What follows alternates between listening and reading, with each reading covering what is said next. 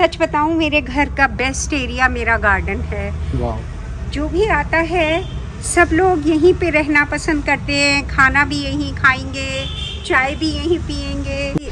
Garden बनाने के लिए, गार्डन मेंटेन करने के लिए बहुत मेहनत, बहुत पैशन। फिर गार्डन ग्रोअर्स का, हॉबीज का तो आपको मालूम है, उनकी कोई भी चीज़ अगर परफेक्ट नहीं होती तो उनका दिल उदास हो जाता है। कठिन परिश्रम, बहुत ज़्यादा प्रेजेंस ऑफ माइंड, पौधों की जानकारी। तो संदीप जी, अब आप हमारे मेन गार्डन में पहुंच गए हैं जी, जहां पर हमने विभिन्न प्रकार के पौधे लगाए हैं, विभिन्न प्रकार के फूल खिले हुए हैं। इस समय गेंदा थोड़ा डिक्लाइन पर है और क्रिसैंथेमम्स पूरा ब्लूम पे है। इस दीवार पे हम लोगों ने व्हाइट वॉश की जगह पसंद किया कि प्राकृतिक रूप से आईवी चढ़ाई जाए, और ये आईवी इस पर चढ़ी हुई है, जिसको समय समय पर हम लोग काटते छांटते रहते हैं, कुछ करवाते भी हैं। मैम, ये इतना सुंदर है, एक बारी को तो मुझे ऐसा लगा कि ये आर्टिफिशियली लगाते हैं ना, आजकल आ रहे हैं लगाने के लिए, तो वैसा लग रहा था, लेकिन आपने बताया कि नेचुरल है। ये एक बार हमने एक आर्मी एरिया में देखी थी दूर से, कार से जाते वक्त। तो हमें दूर से फ्लावर ग्रोअर्स को, गार्डन लवर्स को ऐसी ऐसी चीजें बड़ी अच्छी लगती हैं। वहीं से लेकर आए थे, वहीं से हम लेकर आए थे। जरा सी थी ये, और शायद with in A span of 5 to 8 years this has covered our entire wall. और ये यहाँ पर हेलिकोनिया हमने लगाया है। इस हेलिकोनिया में बिल्कुल हैंगिंग बर्ड्स की तरह से फ्लावर्स आते हैं, और इसी हेलिकोनिया की दूसरी वैरायटी मैंने एक पॉट में लगाई है, मेरी डॉटर ने बैंगलोर से भेजी है, जिसको बर्ड ऑफ पैराडाइज भी कहते हैं, क्योंकि वो पौधा देहरादून में अवेलेबल नहीं था जी। तो वो बैंगलोर में रहती है मेरी बेटी ईशा, उसने ये हमको कुरियर किया है, और हम इसको ग्रो कर रहे हैं और बहुत उम्मीद रख रहे हैं कि इसमें कब हमारी जो है बर्ड ऑफ पैराडाइज खिलेगी। बहुत ही जल्द नजर आएगी। और ये बिगनवेला है। मैम, बोगनविलिया में जैसे कि मैं देख रहा हूँ अभी लीव्स बिल्कुल नज़र नहीं आ रही, लेकिन फ्लावरिंग बहुत अच्छी हो रही है। जी, तो इसके लिए आपने क्या किया? इसके लिए बस ये है, धूप है और थोड़ी सी खाद वगैरह है। खाद मोस्टली हम कंपोस्ट, गोबर की यूज़ करते हैं। कभी कभी हम इसमें वो वर्मी कंपोस्ट वो भी डालते हैं। आजकल ये वर्मी कंपोस्ट काफ़ी रिकमेंडेड जो है वो मैन्योर बन गया है, और उसको उससे जब मिट्टी बना के तैयार की जाए और उसमें हाफ पोर्शन में या 1/3 पोर्शन में अगर आप डाल दें तो फिर प्लांट का ग्रोथ अच्छी हो जाती है, आपके पौधे अच्छे हेल्दी हो जाते हैं। नाइस। ये बरसात में इसमें फूल आता है, पर्पल कलर का लंबा फूल इसमें आता है, बहुत लंबा, बड़ा खूबसूरत लगता है, लेकिन ये इसका ब्लूम टाइम नहीं है, तो ये बरसात में ही खिलता है। और ये आम के पौधे पर हमने कहीं पर देखा और वहाँ से हमने एक लिया, और एक से हम ज़्यादा बनाते हैं, क्योंकि ये हमारा पैशन है, हॉबी है, तो ये खूब बड़ा हो गया है। हैंगिंग ये देखिए, ये बिल्कुल ऐसे लग रहे हैं जैसे हरे हरे मोती, इतने खूबसूरत, बड़े डेलिकेट होते हैं।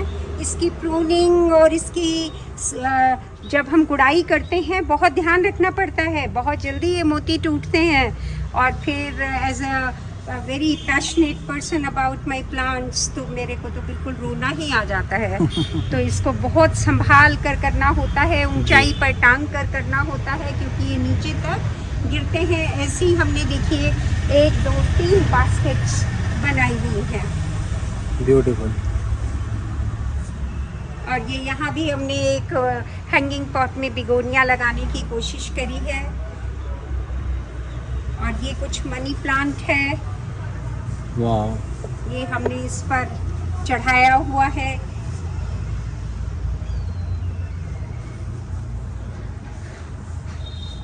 तो इस प्रकार हमने किस्म किस्म के पौधे लगाए हुए हैं, और पौधों से बहुत प्रेम है। कहीं भी कुछ नया देखते हैं तो उसको फौरन अपनाने की कोशिश करते हैं। सच बताऊं, मेरे घर का बेस्ट एरिया मेरा गार्डन है। जो भी आता है सब लोग यहीं पे रहना पसंद करते हैं, खाना भी यहीं खाएंगे, चाय भी यहीं पिएंगे। तो आराम कुर्सियां हैं, इन पर आराम भी यहीं करना पसंद करेंगे। और यहाँ देखिए, ये यहाँ भी हमने डिफरेंट कोरियस लगाए हैं। ये हेज बनाई है, वही हेज है जिसको हमने बोनसाई लुक देने की कोशिश करी है फ्रंट में जी। It is the same. और यहाँ ये बच्चों के लिए एक झूला, तो बच्चे दोनों बाहर चले गए, लेकिन जब आते हैं तो खूब झूलते हैं। तो ये एक झूला भी है, और झूले की बैकग्राउंड में भी हमने एवरग्रीन्स प्लांट्स लगाए हैं, डिफरेंट बेकिया है। ये सब हम लोगों ने वो प्लांट्स लगाए हैं जिनको बहुत धूप की ज़रूरत नहीं है। इसके पीछे एक छोटा सा किचन गार्डन भी है जी। और हमने उस किचन गार्डन और फ्लावर गार्डन में जो एक पार्टीशन दिया है जी। वो भी ग्रीन हेज से दिया है। वाह। यहाँ भी हमने कुछ कंस्ट्रक्शन या कोई बिल्डिंग मटेरियल नहीं लगाया है। नाइस। हेज ग्रो करी है, उसको ऊंचा किया है और उसकी समय समय पर ट्रिमिंग कराते हैं। इसके पीछे एक छोटा सा किचन गार्डन है जिसमें हम कुछ ऑर्गेनिक सब्जियां लगाए हुए हैं। मेथी है, पालक है, धनिया है, सरसों है और थोड़ी सी राई है, हरी मिर्चा है। ये सब हमने सिर्फ अपने शौक के लिए लगाई हुई। नाइस। तो फ्रेंड, इनके किचन गार्डन का एक वीडियो मैं सेपरेट लेकर आने वाला हूँ, तो आप उसे भी जरूर देखिएगा।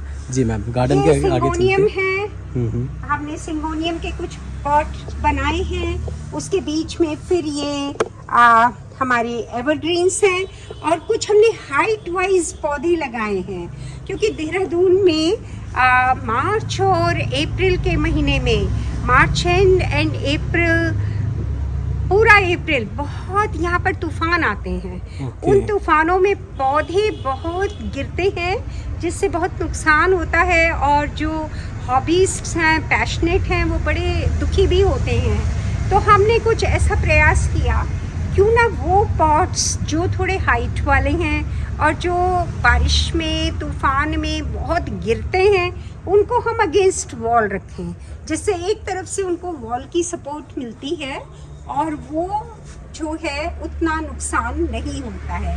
तो हमने बिल्कुल आखिर में हाइट वाले प्लांट्स लगाए हैं और आगे के हमने ये एवरग्रीन लगाए हैं। ये हमारा अगेन बरसात और गर्मी में खिलता है मोगरा, ये वो है। और आजकल तो क्रिसैंथेमम्स की बहार है, तो आप देख सकते हैं। और ये पौधा मैं अभी एक इंस्टीट्यूट में देखा, मैं हरिद्वार गई थी किसी काम के लिए। इसमें बिल्कुल जैसे गुलाबी रंग की एक टेल, बिल्ली की जैसे टेल हो आती है, मुझे इसका नाम नहीं पता है, राइट। तो मैंने वहाँ के गार्डनर से कहा, मुझे इसकी छोटी सी कटिंग दे दोगे क्या? And he was very kind. उसने कहा, यस मैम, आप जैसे लोग जो इतना पौधों को सराह रहे हैं, कम आते हैं यहाँ पर, हम आपको ज़रूर देंगे। तो ये मैं वहाँ से लेकर आई हूँ, विच आई एम ग्रोइंग, जो सिर्फ जिसकी मैंने अभी एक कटिंग लगाई है। और I am sure Sandeep ji, जब नेक्स्ट टाइम आप आएंगे तो मैं आपको इसकी टेल भी दिखाऊंगी। बहुत खूबसूरत, बिल्कुल चोटी जैसी लगती है, जैसे गुलाबी रंग की चोटी हो। और ये हम कोशिश करते हैं विविध कलर के क्रिसैंथेमम्स, डिफरेंट कलर्स आए। तो देखिए, कहीं ऑरेंज है, कहीं लेमन है, कहीं मजेंटा है, कहीं वाइट है। और कल ही मैं और मेरे पति दोनों बैठकर सराह रहे थे कि देखिए प्रकृति भी क्या है, बीच में बिल्कुल टर्मरिक कलर और पत्तियां हैं बिल्कुल मरून। तो ये भी एक प्रकृति है। ये देखिए, इसकी पत्तियां वाइट हैं और अंदर बिल्कुल लेमन है। तो ये सब प्राकृतिक छटा अपने आप में बहुत निराली है। ये प्रकृति का उपहार है जो हर व्यक्ति इसको नहीं समझता है, इसकी कदर नहीं करता है। कभी कभी कुछ लोग आते हैं, बच्चे होते हैं साथ में, वो गार्डन में कोशिश करते हैं ये तोड़ें वो तोड़ें, तो बस क्या बताऊं, मेरा तो दिल ही टूट जाता है और मैं बहुत उदास हो जाती हूँ।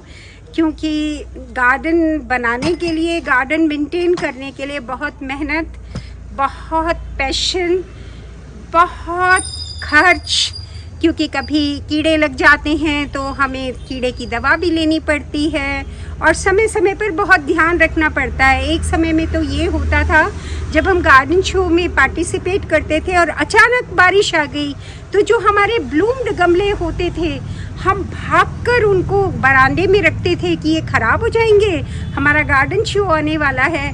और एक बार तो हम दोनों पति पत्नी वॉक पर गए हुए थे तो हम ऑटो रिक्शा लेकर जल्दी से घर आए कि हमारा पैशन देखिए कि कहीं हमारे पौधे ख़राब ना हो जाएं, क्योंकि अभी आप उतनी वैरायटी नहीं देख रहे हैं जितनी कि फरवरी एंड मार्च बिगनिंग में कलर्स ऑफ स्प्रिंग के समय होती है। उस समय आपको पेंजी, पिटूनिया, रेनिनकुलस, मिनुकुलस, न जाने कितनी वैरायटी आपको मिलेंगी उस समय, मोतीमम। लेकिन अभी उसका सीज़न नहीं आया है जी। उस सब का सीज़न आएगा क्रिसेंथेमम्स के बाद। तो ये है गार्डन रखने का एक प्रयास।